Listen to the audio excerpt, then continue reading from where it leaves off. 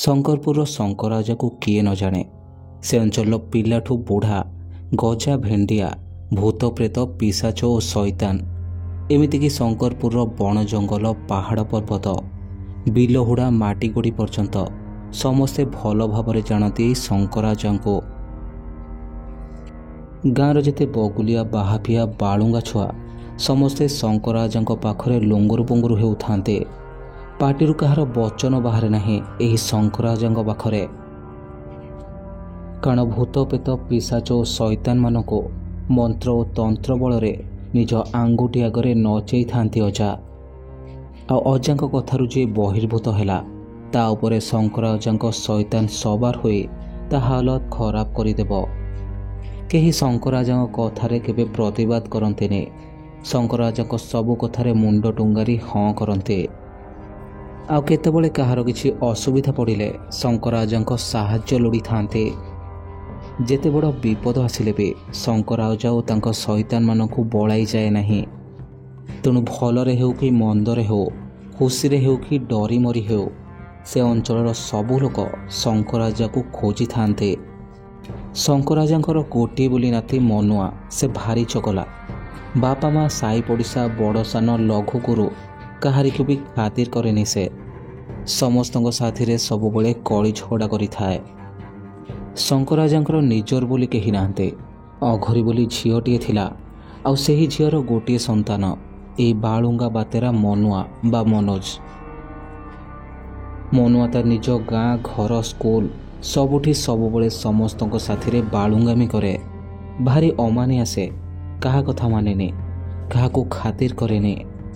ହେଲେ ଖରା ଛୁଟିରେ ଯେତେବେଳେ ଅଜାଙ୍କ ଘରକୁ ବୁଲିବାକୁ ଯାଏ ସେତେବେଳେ ଶଙ୍କରାଜାଙ୍କ ଠାରୁ ତାଙ୍କ ଭୂତ, ପିଶାଚ ଓ ଶୈତାନମାନଙ୍କ କାରନାମା କଥା ଶୁଣେ ପୁରା ସୁଧାର ହୋଇଯାଏ କିଛି ଦିନ ପାଇଁ।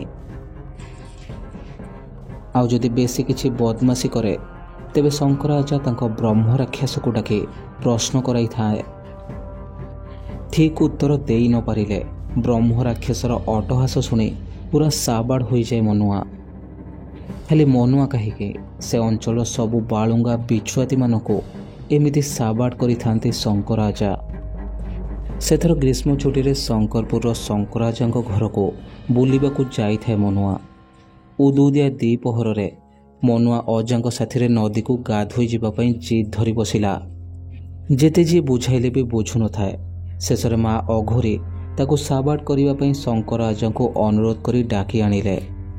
ଶଙ୍କରାଜାକୁ ଯେମିତି ଡକରା ପଡ଼ିଛି ସେମିତି ସଙ୍ଗେ ସଙ୍ଗେ ମନୁଆ ଆଉ ତା ବାତେରା ସାଙ୍ଗମାନେ ଯିଏ ଯେଉଁଠି ଥିଲେ ଆସି ଚୁପଚାପ ଘେରି ବସିଗଲେ ଶଙ୍କରାଜାଙ୍କ ଚାରିପଟେ। ଶଙ୍କରାଜା ଏବେ ସବୁରି ମୁହଁକୁ ଚାହିଁ ହସି ହସି କହୁଥିଲେ, କ'ଣ କିରେ ନାତିଆ ମାନେ, କ'ଣ ବ୍ରହ୍ମ ରାକ୍ଷସକୁ ଡାକିବେ? ମନୁଆ ଆଉ ତା ସାଙ୍ଗମାନେ ମୁଣ୍ଡ ହଲାଇ ନାଇଁ କରିଲେ। ଆଉ ସେ ବ୍ରହ୍ମ ରାକ୍ଷସ କେମିତି ଆଉ କ'ଣ ସବୁ କରିପାରେ ସେ ବିଷୟରେ ଶଙ୍କରାଜାଙ୍କୁ ଶୁଣେଇବାକୁ କହିଲେ। ଏବେ ଶଙ୍କରାଜା ନାତି ନାତୁଣୀଙ୍କ ମଝିରେ ବସି ପଡ଼ି ସେଇ ବ୍ରହ୍ମ ରାକ୍ଷସ କଥା କହିବା ଆରମ୍ଭ କରିଲେ।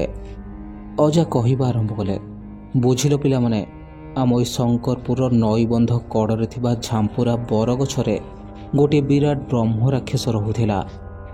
ସେ ଦିନରେ ଠିକ୍ ଏମିତିଆ ଉଦୁଉଦିଆ ଖରାବେଳ ହେଉ କି ଫୁଲ ସଞ୍ଜ ବେଳେ ହେଉ କି ନିର୍ଜନ ରାତି, ସେ ଗଛରେ ପବନ ରୂପରେ ରହିଥାଏ। ସେ କାହାକୁ ଖାଲି ଆଖିରେ ଦିଶିବନି ସେ, ହେଲେ ସବୁରି ଆଖପାଖରେ ସାଇଁ ସାଇଁ ହୋଇ ଚାଲି ଯାଉଥାଏ। ସେ ବେଶୀ ବ୍ରାହ୍ମଣ ଲୋକମାନଙ୍କ ପାଖରେ ରହିବାକୁ ସେ ଭଲ ପାଏ।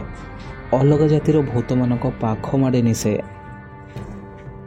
ଭୂତମାନେ ତ ମନ୍ତ୍ରତନ୍ତ୍ରକୁ ଡରି ଆମଠାରୁ ଦୂରକୁ ପଳାଏ, ହେଲେ ବ୍ରହ୍ମ ରାକ୍ଷସ ହାବୁଡ଼ରେ ଯିଏ ଥରେ ପଡ଼ିଲା ତାର ଆଉ ରକ୍ଷା ନାହିଁ। ମନ ଆଉ ତା ସାଙ୍ଗମାନେ ପଚାରିଲେ, ଆଚ୍ଛା ଅଜା, ତୁମେ କ'ଣ ସେ ବ୍ରହ୍ମ ରାକ୍ଷସକୁ ସତରେ ଦେଖିଛ? ଅଜା କହିଲାରେ ଦେଖିଛି କ'ଣ ବା, ତା ସାଥିରେ କଥାବାର୍ତ୍ତା ହୋଇছে, ପ୍ରଶ୍ନ ଉତ୍ତର କରିছে, ଆଉ ଏମିତି କେତେଥର ହାତାହାତି ବି ହୋଇছে। ପିଲାମାନେ ଶଙ୍କରାଜାଙ୍କ କଥା ଶୁଣି ଆଖି ବଡ଼ ବଡ଼ କରି ପରସ୍ପରକୁ ଚାହିଁଥାନ୍ତେ। ଶଙ୍କରାଜା ଏବେ ପିଲାଙ୍କୁ ଡରେଇବା ପାଇଁ ଆହୁରି ଭୟାନକ କଥା ସବୁ ବ୍ରହ୍ମ ରାକ୍ଷସ ନାଁରେ କହିବା ଆରମ୍ଭ କରନ୍ତେ। ପିଲା ବି ଡରିଯାଇ ଆହୁରି ପାଖକୁ ଲାଗିଯାଆନ୍ତି ଶଙ୍କରାଜାଙ୍କର, ଆଉ ଉତ୍କଣ୍ଠିତ ହୋଇ ପଚାରନ୍ତି, ଅଜା ସତରେ କେମିତି ସେ ବ୍ରହ୍ମ ରାକ୍ଷସ ସାଙ୍ଗରେ କଥା ହେଲ, ଆଉ କ'ଣ କଥା ହେଲ? ପିଲାମାନଙ୍କର ଉତ୍କଣ୍ଠା ଦେଖି ଶଙ୍କରାଜା ପାନ ଖଣ୍ଡେ ଡବାରୁ କାଢ଼ି କଳରେ ଗୁଞ୍ଜି ଦେଇ ପିଲାମାନଙ୍କୁ ନିଜ ଆଡ଼କୁ ଆଉଜେଇ ଆଣି ଆରମ୍ଭ କଲେ। ସେଦିନ ଥାଏ ଦୀପାବଳି ଅମାବାସ୍ୟା। ସବୁଆଡ଼େ ଆଲୋକର ପର୍ବ। ଦୀପାବଳିର ଉତ୍ସବ ପାଳନ କରୁଥାନ୍ତି ସମସ୍ତେ।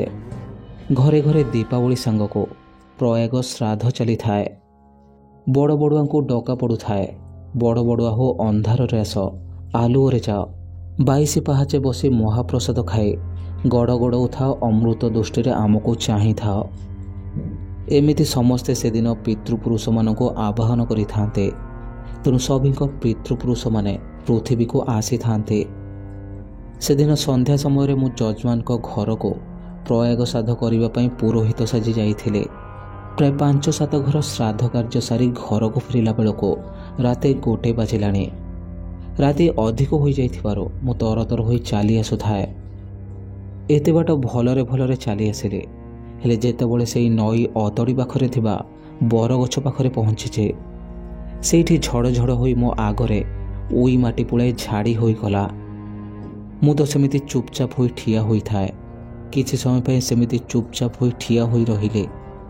କିଛି ସମୟ ପରେ ମୁଁ ଦେଖିବାକୁ ପାଇଲି ସେହି ବରଗଛ ଉପରେ ଏକ ବଡ଼ ନିଆଁ ପିଣ୍ଡୁଳାଟେ ଧରି କେହି ଗଛରୁ ତଳକୁ ଓହ୍ଲାଉଛି।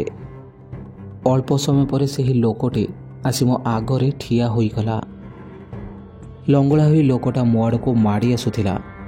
ଆଖି ଦୁଇଟି ଖାଲି ତାର ଧପ୍ ଧପ୍ ହୋଇ ରଡ଼ ନିଆଁ ଭଳି ଜଳୁଥିଲା। ତାକୁ ଦେଖି ମୋ ପିଳେହି ପାଣି ହୋଇଯାଉଥିଲା। ସେ ଆସି ମୋ ସାମ୍ନାରେ ଠିଆ ହେଲା। ମୋତେ ତା ହାତର 3ଟି ଆଙ୍ଗୁଠି ଦେଖାଇ ମୁଣ୍ଡ ହଲାଇ ଠାରରେ କିଛି ପ୍ରଶ୍ନ ପଚାରୁଥିଲା। ମୁଁ ତ ନୈଷ୍ଠିକ ବ୍ରାହ୍ମଣ ପିଲା। ସଙ୍ଗେ ସଙ୍ଗେ ଗାୟତ୍ରୀ, ସାବିତ୍ରୀ ଓ ସରସ୍ୱତୀ ଶ୍ଲୋକ ଆଖି ବନ୍ଦ କରି ଆବୃତ୍ତି କରିବାକୁ ଲାଗିଲେ। ମନ୍ତ୍ର ସବୁ ପଢ଼ିସାରି ଆଖି ଖୋଲି ଚାହିଁଲା ବେଳକୁ କେହି କୁଆଡ଼େ ଦିଶୁନଥିଲେ। ଦୂରରେ ସେହି ଝଙ୍କା ବରଗଛ ଉପରେ ବସି ତା ଲମ୍ବା 2ଟି ଗୋଡ଼ ତଳକୁ ଓହଳାଇ ଦେଇ ଆରାମସେ ଶୋଇ ମୋ ଆଡ଼କୁ ଚାହିଁ ଗୋଡ଼ 2ଟା ହଲଉଥାଏ। ମୁଁ ଏବେ କଣ୍ଟା ଝଣ୍ଟା ମାଡ଼ି ଉଠି ପଡ଼ି ଦୌଡ଼ିଲି ଘର ଆଡ଼କୁ। ଏତିକିବେଳେ ମୋ ପଛରେ ଠୋ ଠୋ କରି ହସି ସେ କହୁଥିଲା, ତୋ ଭାଗ୍ୟ ଭଲରେ ବ୍ରାହ୍ମଣ ପୁଅ। ବ୍ରାହ୍ମଣ ପୁଅ ବୋଲି ମୋ ପ୍ରଶ୍ନର ଉତ୍ତର ଦେଇ ଖସିଗଲୁ। ତାହା ନହେଲେ ଆଜି ଏଇଠି ରକ୍ତବାନ୍ତି କରି ପଡ଼ି ମରିଥାନ୍ତୁ। ଏ ବ୍ରହ୍ମ ରାକ୍ଷସ କବଳରୁ ଖସିଯିବା କ'ଣ ଏତେ ସହଜ ହୋଇଥାନ୍ତା? ହଉ ଯା ପୁଅ। ସେତିକି କଥା ଶୁଣି ଭିତରେ ଭିତରେ ମୋ କଲିଜା ଭୟରେ ଥରି ଯାଉଥାଏ। ମନକୁ ଦମ୍ଭ ଦେବା ପାଇଁ ବ୍ରହ୍ମ ଗାୟତ୍ରୀ ମନ୍ତ୍ର 108 ଥର ଜପ କରି ଜୋର ପାଦ ପକାଇ ଡେଇଁ ଡେଇଁ ଆଗକୁ ଚାଲୁଥାଏ। ଘରେ ପହଞ୍ଚି କବାଟ ବାଡ଼େଇବା ପରେ କେହି କବାଟ ନ ଖୋଲିବାରୁ ମୋ ମନରେ ଭୟ ଆହୁରି ବଢ଼ି ଯାଇଥିଲା। ମୋତେ ଲାଗୁଥିଲା ସେ ବ୍ରହ୍ମ ରାକ୍ଷସଟା ସତେଅବା ମୋ ପଛରେ ଆସି ଆମ ଦାଣ୍ଡ ନଡ଼ିଆ ଗଛ ପାଖରେ ସେମିତି ଡେଙ୍ଗା ସରସର ହୋଇ ଠିଆ ହୋଇଛି। ଭୟରେ ପଛକୁ ବୁଲି ଚାହିଁଲା ବେଳେ ସତକୁ ସତ ସେହି ନଡ଼ିଆ ଗଛ ଦେହକୁ ଲାଗି ନଡ଼ିଆ ଗଛ ଉଚ୍ଚର ଗାଢ଼ କଳା ରଙ୍ଗର ସେ ବ୍ରହ୍ମ ରାକ୍ଷସଟା ଠିଆ ହୋଇ ମୋତେ ହାତ ହଲାଇ ଡାକୁଥାଏ। ଭୟରେ ଛାନିଆ ହୋଇ ମୋର ମନ୍ତ୍ର ସବୁ ବାଉଳା ଚାଉଳା ହୋଇଗଲା। ଲୁଗାପଟାରେ ଶୋଷ ହୋଇଯାଇଥାନ୍ତା ଆଉ ଟିକେ ଯାଇଥିଲେ। ପଛକୁ ସେ ନଡ଼ିଆ ଗଛ ମୂଳରେ ଠିଆ ହୋଇଥିବା ବ୍ରହ୍ମ ରାକ୍ଷସ ଆଡ଼କୁ ଚାହିଁ ଚାହିଁ ମୋ ପାଟି ଖନି ବାଜି ଯାଉଥାଏ। ଆଏ କବାଟ ଖୋଲ ହେ ବୋଲି ଡାକି କବାଟରେ ମୁଣ୍ଡ ବାଡ଼େଇ ଚାଲିଥାଏ। ଏତିକିବେଳେ ଭିତରୁ କବାଟ ଖୋଲି ଦେଇଥିଲେ କେହି। ଆଉ ତାପରେ ସିଧା ଯାଇ ଘର ମଝିରେ ଥିବା ଭଙ୍ଗା ଚୌକି ଉପରେ ହାମୁଡ଼େଇ ହୋଇ ପଡ଼ିଥିଲି ମୁଁ। ସେତେବେଳେ ସଙ୍ଗେ ସଙ୍ଗେ ପଡ଼ି ଉଠି ମୁଁ କବାଟଟିକୁ ଆସି ବନ୍ଦ କରିଦେଲି। ଓଃ, ଏବେ ଯାଇ ଟିକେ ଆଶ୍ୱସ୍ତି ଅନୁଭବ କରୁଥିଲି ମୁଁ। ଶଙ୍କରାଜାଙ୍କ ଠାରୁ ବ୍ରହ୍ମ ରାକ୍ଷସ କଥା ଶୁଣି ଭୟରେ ଗୋଟାପଣେ ଥରୁଥାନ୍ତି କେତେଜଣ। ମନୁଆ ତ ପୁରା ଶଙ୍କରାଜାଙ୍କ ଥନ୍ତଲ ପେଟକୁ ଜାବୁଡ଼ି ଧରିଥାଏ।